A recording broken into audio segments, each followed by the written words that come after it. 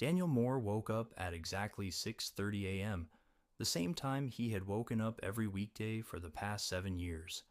The alarm on his phone vibrated softly on the small wooden table beside his bed. It did not play music anymore.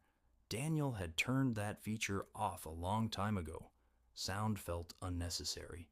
Vibration was enough. He stared at the ceiling for a few seconds. The ceiling was white, with a faint crack near the corner that looked like a thin branch.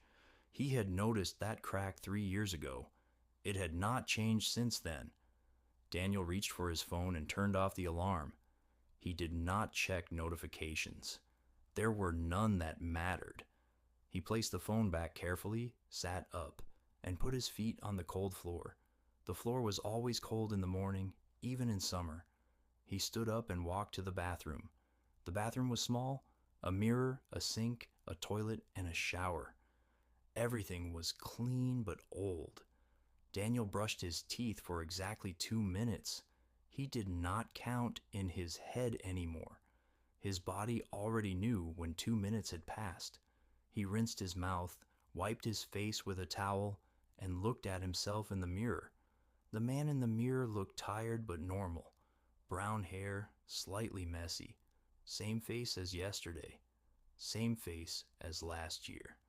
Good enough, Daniel said quietly, though no one was listening. He took a shower. Warm water ran down his back. He did not think about anything important. Mostly, he thought about nothing at all. When the water started to cool, he turned it off. Daniel got dressed in the same style of clothes he always wore: dark pants, a light shirt, and plain shoes. He owned many shirts, but they all looked similar. Choosing was easier that way. In the kitchen, he made breakfast: 2 slices of bread, 1 fried egg, black coffee. He sat at the small table near the window and ate slowly. Outside, cars passed by. People walked their dogs. Someone across the street watered plants. Daniel watched without interest. He finished his coffee, washed his plate, and placed it on the rack. At 7:30 a.m., he picked up his bag and left the apartment.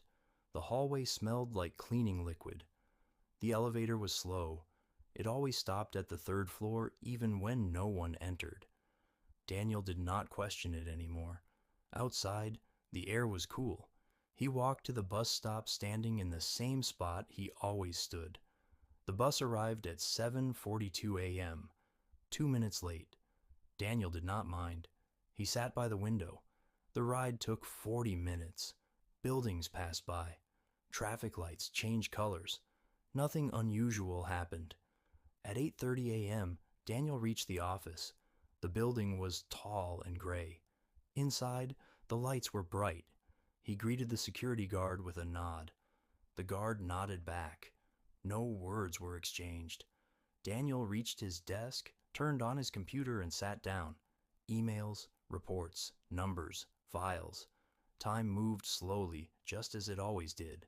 At 12:30 p.m., he ate lunch alone.